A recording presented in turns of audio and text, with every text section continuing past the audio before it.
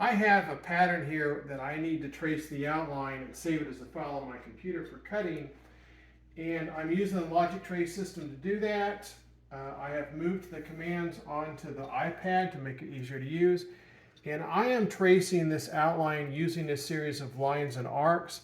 I like lines and arcs because it gives me very straight edges for cutting. And you'll notice that I have marked on the pattern where each of the lines and arcs stop and start and stop. So I just go around using the pen stylus. Now the accuracy of the board and the pen is 1/100 of an inch. So I'm going to get a very accurate outline. And the process is very easy and very fast. If I did not have this system trying to trace this outline, it might take me several hours. But with my system, it's very easy. I got one more line. It looks great.